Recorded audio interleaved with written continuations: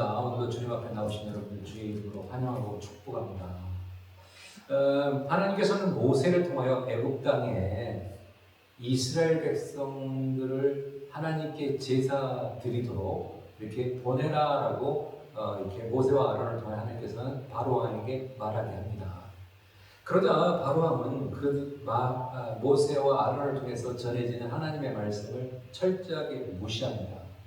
그 무시하자 하나님께서는 재앙들을 계속 보내셔요. 재앙이 거듭될수록, 재앙을 경험할수록 이스라엘 백성을 보내겠다라고 바로는 여러 차례 이렇게 약속을 합니다. 재앙이 물러가면 다시 없었던 것처럼 여기고 약속을 이행하지 않고 또 재앙이 그 다음 재앙이 오면 또 보내겠다라고 얘기했고 이런 일을 계속 반복을 한 게 바로 왕이었습니다. 지난 시간에 봤던 8번째 재앙인 메뚜기 재앙 이후에도 바로는 그럽니다. 남녀노소와 양과 소를 두고 장정만 가라, 가정의 대표들만 가라 라고 얘기를 합니다. 그리고 9번째 흑암의 재앙이 일어났을 때 바로왕은 모세와 아론을 불러서 자녀들은 함께 갈 수 있지만 양과 소는 머물러둬라 라고 이렇게 명령을 합니다. 재앙의 강도가 계속 더해가면 더해갈수록 애굽의 바로왕은 이스라엘 백성에 대한 집착, 그 세상 물질에 대한 집착은 너무도 강했던 거예요. 그걸 놓지 않으려고 하는 것을 우리는 발견을 했습니다.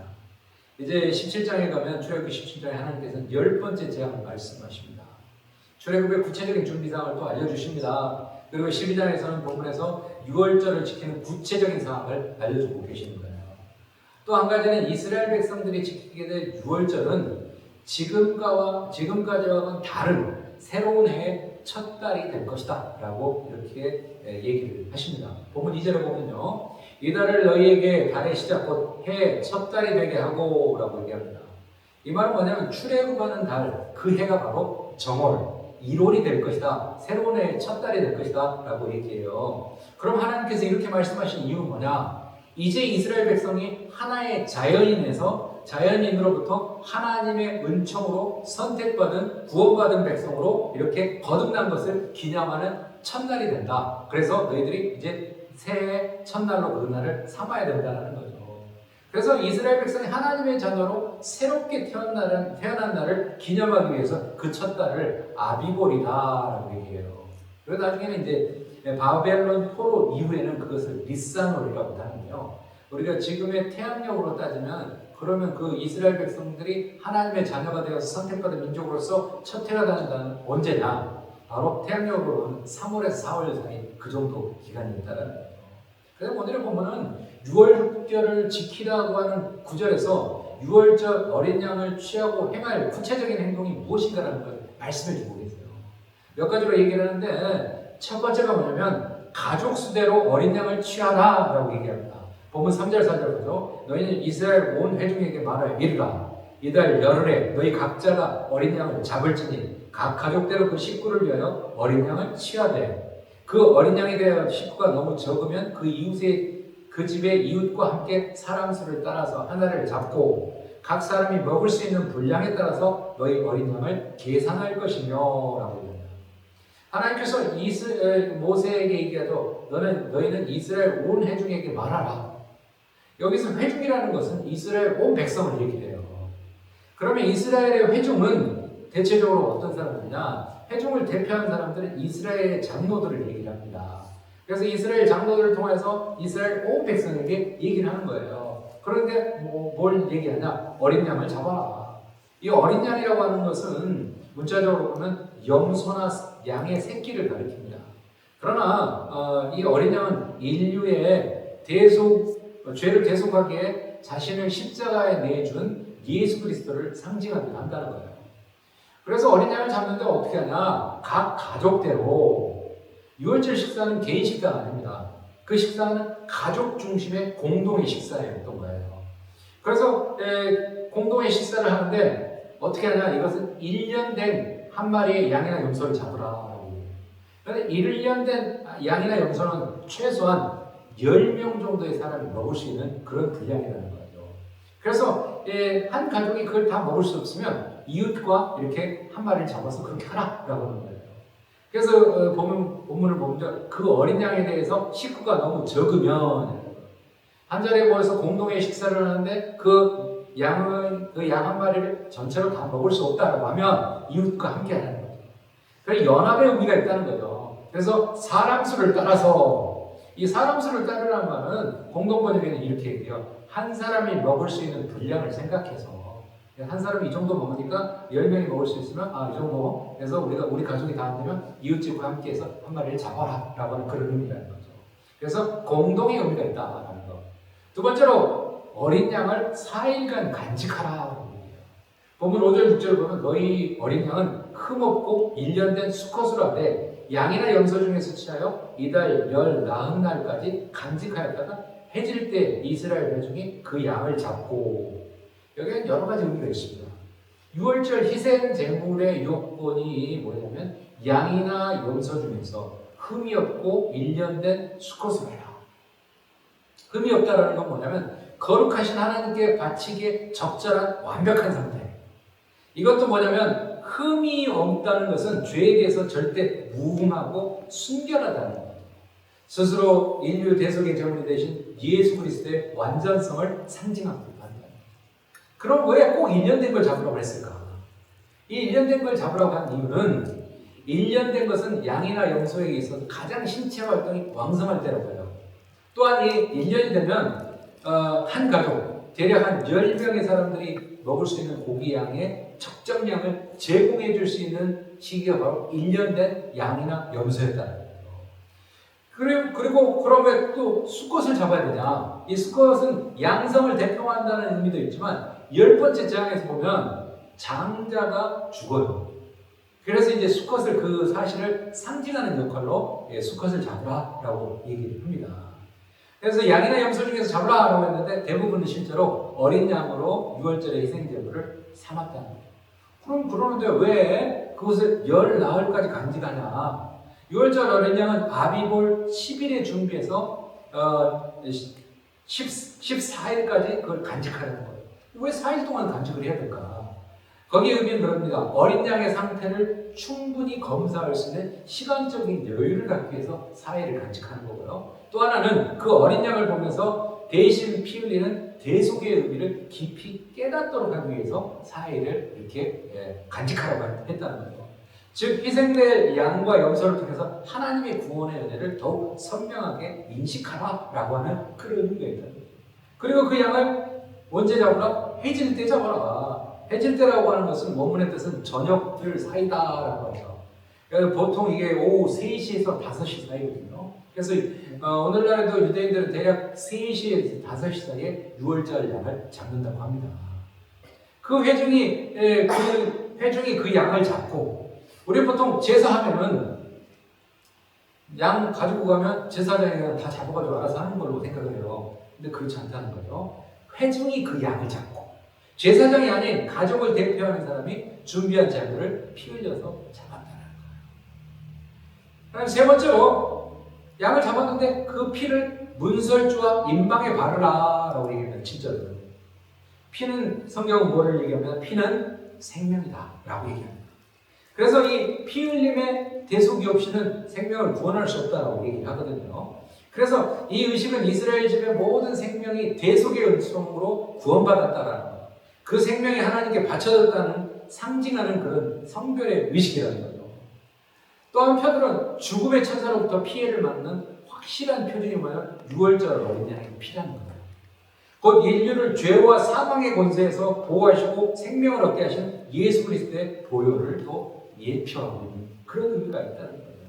실제로 피 흘림이 없이는 용서함이 없다고 히브리서는 그렇게 얘기하잖아요. 그래서 속죄의 원칙이라는 거예요. 또 한편으로 어린 양의 피를 문에 바르면 그 의식은 첫 번째 6월절에만 했습니다. 첫 번째 6월절에만 그 일을 했고요. 두 번째 6월절부터는 어떻게 했냐? 양 잡는 일과 피 뿌리는 일을 성소의 제단에서 시행했다는 그런 특징이 있다는 거예요. 그래서 그것을 설주와 임방에 바른다. 설주라는 것은 기둥을 얘기해요. 문의 기둥에다 바르고, 그리고 임방이라는 것은 위와 아래 기둥 사이에 가로지는 나무예요. 그러니까 문틀에다가 전부 이 양의 피를 발랐다는 거죠. 그렇게 바르고 또 네 번째로 어떻게 해요? 고기를 불에 구워서 먹어라 라고 얘기합니다. 8절에 보면 그 밤에 그 고기를 불에 구워 무교병과 쓴나물과 아울러 먹되라고 얘기합니다. 불에 구웠다라는 거, 출애굽의 급박한 상황에서 하나님은 유월절의 희생의 양을 요리하고 먹기가 간편하도록 불에 구워 먹으라고 얘기를 했고요. 그런데 불에 구운 것은 또 특징이 뭐냐면 고기의 형태를 그대로 이렇게 유지하고 있다는 거예요. 그래서 일치와 통합을 상징하고도 있고요. 또 다른 의미로 보면 나중에 후일에 뼈가 꺾이지 않은 채 돌아가신 예수 그리스도를 예표하는 거다라고도 본다는 거죠. 그런데 고기만 먹느냐? 또 함께 먹는 게 있죠. 무교병을 먹어라. 무교병이라는 것은 우리가 효소 역할을 하는 누룩을 넣지 않는 빵이라는 거예요. 이것은 뭐냐면 누룩을 넣어서 충분히 부풀릴 시간도 없는 그런 급박한 상황을 의미하는 것도 있고요. 동시에 누룩이라는 것은 죄와 옛 생활의 상징도 있다는 거예요. 그래서 무교병은 구속받은 거룩한 자가 먹을 신령한 음식을 상징하는 그런 의미도 있다는 거예요. 그래서 불에 구워서 어린 양을 먹고 무교병을 먹고 또 하나를 먹으라고. 이게 뭐예요? 쓴나물이라는 거죠. 쓴나물을 먹어라. 그래서 원문은 단순히 쓴 것이다 라고만 표현되는데 이 쓴 것을 왜 먹으라고 했을까? 이것은 애굽에서 이스라엘 백성들이 400년 이상 살면서 쓰라린 생활을 상징하는 그런 의미가 있다는 거예요. 따라서 이것을 먹을 때마다 애굽에서 그 쓰라린 옛 생활을 겸손히 돌아보면서 피 흘려서 구원해 주신 하나님의 은혜에 감사하는 그런 의미가 담겨 있다는 거예요. 그래서 쓴나물의 쓴맛은 어린 양의 달콤한 고기와 중화된다는 의미가 있다는 거예요. 그래서 우리는 이 고단한 삶을 대신 짊어지신 예수 그리스도의 아름다운 사역에 대비해서 볼 수 있다는 거예요. 그리고 9절에 보면 또 특별한 게 나옵니다. 날 것이나 물에 삶아서 먹지 말고 머리와 다리와 내장을 다 불에 구워서 먹어라. 아니 날 것과 물에 삶아서 먹지 말라라고 하는 의미. 급박하니까 구워서 먹으라고 하는 그런 의미도 있겠지만 유월절 식사에서 날 것으로나 물에 삶지 말라고 하는 것은 금기 조항이거든요. 그럼 이건 무슨 의미가 있냐? 하나님께서는 오직 하나님의 방법에 따라 이스라엘 백성을 구원하기를 원하시더라고요. 그래서 희생제물을 날걸로 먹는 행위는 어디서 유래가 되냐면 고대 이방의 우상 종교의 흔한 관습이 날것으로 먹었다는 거예요. 그래서 하나님 그렇게 하지 말라는 거예요. 그럼 삶아서 먹는 행위는 어떤 거냐? 애굽의 일반적인 풍속이었다는 거예요. 그러면 이스라엘 백성들을 하나님께서는 고대 이방의 우상 종교의 관습과 애굽의 일반적인 풍속 그것과 구별된 의미가 있다는 게 구워서 먹는다는 그런 의미가 있다는 거예요. 또 머리와 다리와 내장을 다 불에 구워서 먹어라. 희생제물의 몸통뿐만 아니라 율법조항에서는 대부분 소각시키라고 되어 있는 머리, 내장, 정강이를 포함한 신체의 모든 부위를 구워 먹으라고 해요. 이 부위는 물론 오물든 더러운 것들이 깨끗이 제거된 그런 상태이겠지만 이 각 부위를 보존케 하신 것은 8절에도 언급했듯이 뼈를 손상당하지 않고 죽어가신 예수 그리스도를 예표하는 그런 의미가 있다는 거예요. 그래서 이 어린 양의 고기를 함께 나눠 먹는 것은 또한 공동의 식사라고 했잖아요. 6월절은 일치 의식도 가지고 있다는 거예요. 그러면서 10절을 보면 아침까지 남겨두지 말고 아침까지 남은 것은 불살이다. 보통 한 사람이 먹을 수 있는 분량에 대한 것을 계산을 했기 때문에 남을 가능성은 희박해요. 그렇지만 혹시라도 남는 것은 어떻게 하냐? 불살이라고 해요. 그건 뭐냐면 거룩한 구별된 음식 성물이 더럽혀지거나 소홀히 취급당하는 것을 우려했기 때문에 그렇게 하셨다라고 볼 수 있다.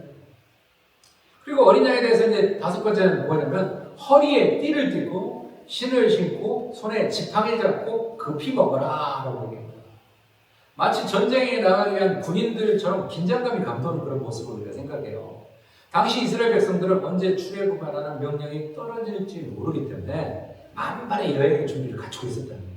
그래서 행동을 재빨리 시행하려고 하는 그런 자세를 하고 있었다는 거예요. 430년 동안 기다렸던 출애굽이 이제 목전에 다가왔다는 거예요. 그래서 급히라는 말은 바로 도망치듯이 서두르는 것을 의미한다는 거예요. 그래서 하나님께서 이렇게 급히 먹도록 하신 이유는 그들이 당시 그토록 급하게 구출된 게 하나님의 은총 때문이었다는 것을 후손들에게도 두고두고 알리라는 거예요. 이것이 여호와의 유월절이냐. 지금까지 이 본문에서 얘기하는 내용은 이스라엘의 구속자 여호와께서 하나님의 백성을 위해서 특별히 제정하신 유월절인데 너희는 경건한 마음으로 이 식사에 임하라는 그런 뜻이라는 거예요. 그래서 여기서 우리는 유월절이라고 하는 것은 원문에는 페사흐라고 해요. 문자적으로는 넘어간다. 영어로는 패스오버라고 하죠. 여호와께서 애굽을 심판하시는 날 밤 죽음의 천사가 피 묻은 이스라엘 백성들의 집은 그냥 지나쳐서 넘어간 사건에서 유래된 게 바로 페사흐라고 하는 유월절이라고 하는 패스오버라고 하는 게 되었다는 거죠. 이 사건 이후에 이스라엘 백성들은 출애굽하면서 준행했던 이 유월절은 이스라엘 백성과 이방인, 애굽인 사이에 구별하는 구별점이 됐고요. 축복과 저주, 생명과 죽음의 대조적인 일을 행하신 여호와의 구원의 행위를 기념하는 절기였다는 거예요. 그래서 애굽의 종살이에서 이스라엘이 회방되는 것을 기념하는 절기가 바로 유월절이에요. 그래서 이 유월절은 이스라엘 백성들의 3대 절기인 오순절과 장막절, 초막절이라고 하죠. 이 오순절과 장막절과 유월절은 3대 절기로서 반드시 지켜야 하는 절기고 이렇게 유래되고 있다는 거예요. 그렇다면 하나님이 주관하시는 이 유월절의 의미는 뭐냐? 조금 더 우리가 들어가서 생각해보죠. 하나님이 주관하시는 유월절의 의미는 무엇일까? 첫째가 바로 애굽의 모든 신들에 대한 심판이었다는 거예요.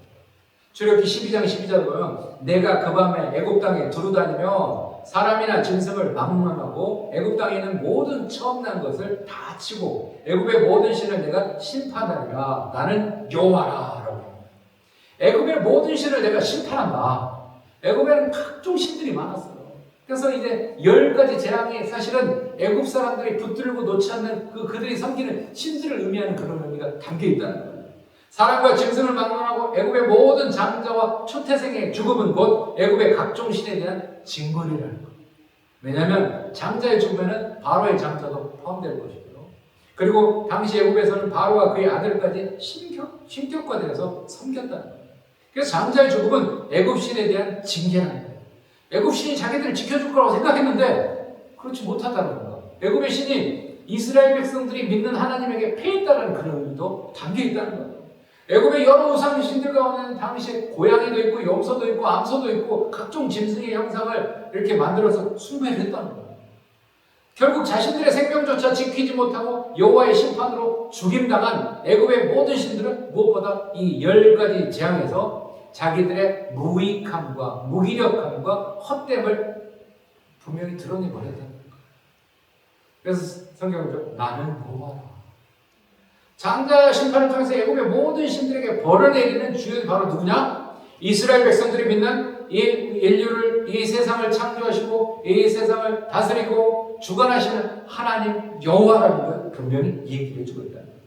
두 번째 유월절의 의미는 뭐냐면 심판의 재앙에서 이스라엘 백성이 죄되게 된다는 거예요. 출애굽기 12장 13절을 보면 그러죠. 내가 애굽 땅을 칠 때 그 피가 너희가 사는 집에서 너희를 위하여 표적이 될지라. 내가 피를 볼 때 너희를 넘어가리니 재앙이 너희에게 내려 멸하지 아니하리라. 내가 피를 볼 때 너희를 넘어가겠다. 피 흘림은 생명의 죽음을 의미합니다. 죽음의 천사가 다시 죽음의 피가 발라진 집을 칠 필요는 없다는 거예요. 그래서 넘어간다는 거예요. 그래서 유월절 어린 양의 피는 죽음을 통하여 생명을 탄생시키는 구속의 피라는 거예요. 장차 십자가 위에서 죄인들의 죄를 대속하게 죽으신 죄 없이 죽으신 예수 그리스도의 대속의 피를 상징하는 의미가 있다는 거예요. 따라서 본문 13절은 출애굽기 12장 13절은 그리스도의 보혈을 통해서만 죽음으로부터 생명을 건질 수 있다는 것을 뚜렷이 제시해주고 있는 복음의 말씀이라는 거죠. 출애굽기 12장 14절 한번 보죠. 너희는 이 날을 기념하여 여호와의 절기를 삼아 영원한 규례로 대대로 지킬지니라 라고 얘기합니다. 영원한 규례로 대대로 지켜라. 유월절을 영원한 기념일로 지키라는 거예요. 다음과 같은 뜻이 있다는 거죠. 그것은 바로 하나님의 백성을 악한 세력에서 구원하신 하나님의 사역이 영원히 계속될 거라는 거예요. 또 이스라엘이 하나님의 선민이 된 것이 오직 하나님의 선택이고 하나님의 은혜라는 사실을 영원히 기억하고 감사하도록 하기 위함이었다는 거예요. 그래서 영적으로 이 출애굽의 유월절 역사는 예수님의 재림 때까지 각 나라와 각 개인의 역사 속에서 계속 재생될 거예요. 영원히 기억되어야 된다는 그런 의미를 갖고 있다는 거예요. 그래서 유대인들은 이 절기를 지키는 일에서 현재도 매우 충성스럽게 지키고 있다는 거예요. 그래서 6월절의 참된 의미는 진정한 어린 양이 되신 그리스도의 거룩한 십자가의 희생을 기념하는 기독교의 성찬연식 속에서도 살아있다는 거예요. 그래서 6월절 어린 양이 예표한 그리스도를 믿는 성도들은 문자적으로 6월절을 지킬 필요가 없이 다만 그리스도의 보혈을 믿음으로 구속의 은혜를 받은 사실을 기념하면서 성찬에 참여함으로써 사실상 그리스도 안에서 대대로 영원히 6월절을 체험하고 있는 셈이 되는 거예요. 사랑하는 성도 여러분, 6월절은 바로 구별입니다. 6월절은 하나님의 백성을 보호하신 하나님의 특별한 관섭을 나타내는 거예요. 깊은 협소한 계곡을 뛰어넘으려는 사람들이 있었다고 해요. 어떤 사람은 낭떠러지까지 힘껏 달려서 힘을 다해서 뛰었다고 해요.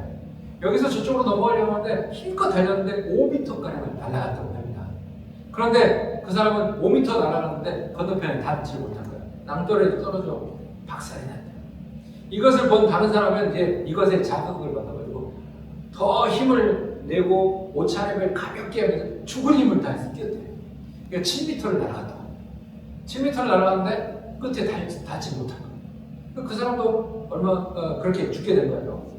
또 한 사람은 이제 이 두 사람의 실패를 보면서 자기 몸에 날개를 달았다고 합니다. 있는 힘껏 달아가지고 날개를 달아서 내가 넘어가겠다라고 했대요. 그런데 이 사람도 날개를 달았지만 그 건너편까지 닿지 못했다는 거예요. 그러면 어떤 의미냐? 이 세 사람 모두 힘은 썼지만 계곡에 떨어져서 죽었다는 공통점이 있다는 거예요. 그래서 우리는 여기 생각할 때 과연 누가 더 잘 뛰었다라고 말할 수 있냐? 없다는 거예요. 결국은 그들이 다 죽었다라는 거예요. 우리 인간의 삶에서도 이와 똑같은 일이 실제 일어납니다. 다른 사람과 비교해가는 내가 조금 낫다는 것은 하나님 앞에서 아무런 의미가 없다니까요. 인간이 아무리 선하다 해도 그것 가지고 하나님 앞에서 완전 무결성에 미치지는 못하다. 내가 저 사람보다 신앙생활 더 잘하는데, 내가 저 사람보다 더 훌륭한 것 같은데요? 내가 더 선을 많이 했는데 하나님 앞에서 별 의미가 없다니까요. 왜? 오직 인류의 구원자 예수 그리스도만이 유일한 길이고 진리라는 거예요. 그래서 오직 예수만을 우리는 전해야 되고 우리는 예수만을 붙잡아야 된다는 거예요. 누구도 예외일 수가 없다는 거예요. 요한복음 14장 6절을 보면서 예수께서 이르시되 내가 곧 길이요 진리요 생명이니 나로 말미암지 않고는 아버지께로 올 자가 있다 없다? 없다라는 거예요. 예수 그리스도라는 그 통로를 통해서만 우리가 하나님 앞에 갈 수 있다는 거예요. 애굽의 종살이로 고통당하는 이스라엘을 구원하신 하나님은 오늘도 우리 크리스찬들과 믿지 않는 자를 구별하십니다. 모두 똑같은 것 같지만 우리는 다르다니까요. 모든 사람들이 똑같은 것 같지만 다르다.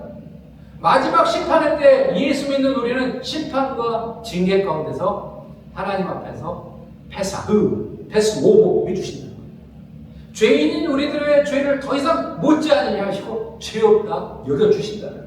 그 은혜를 우리는 받을 수 있는 자격이 있다. 왜? 하나님이 우리를 택해 주시고 우리를 자녀 삼아 주셨고 우리가 예수 믿음으로 우리의 죄의 문제가 해결됐기 때문이다. 하나님께서 믿지 않는 사람과 우리 크리스찬들을 구별하십니다. 하나님께서는 특별히 믿는 우리 크리스찬들에게 복 주시기 때문에 여러분 모두는 잘되고 형통할 수밖에 없습니다. 그래서 여러분은 복을 여러분은 선포하신 거죠. 여러분은 형통함에 대해서 말씀하신 거예요. 말한 대로 된다는 거예요. 그 사실을 확실히 믿으면서 6월절의 신앙을 가지시면서 은혜 받은 자로서 언제나 하나님의 복음의 구원의 복음을 전하는 저와 여러분 모두가 되시길 주님의 이름으로 축원합니다. 기도하겠습니다. 거룩하신 하나님, 이스라엘 백성들이 430년 동안 종살이하면서 하나님 앞에 세대를 거듭하면서 출애굽에 대해서 소망을 했고 소원을 했고 하나님 응답하셨고 모세와 아론을 통하여 바로 왕에게 말하게 하셨고 그리고 그들을 출애굽하게 하십니다. 하나님은 구별하시는 분이고 하나님의 택함받은 백성들을 하나님은 보호하시는 분이라는 걸 우리가 기억합니다. 하나님은 우리를 사랑하시고 어려운 때 우리와 항상 동행하셨고 우리를 축복하시는 분이라는 걸 믿으며 구별된 사람으로서 구별받는 하나님의 백성으로서 하나님의 구원의 복음을 우리는 믿고 그 복음을 늘 전하는 하나님의 백성의 삶을 살아가는 우리 모두가 되게 도와 주옵소서. 예수 그리스도의 이름 받들어 간절히 기도합니다. 아멘.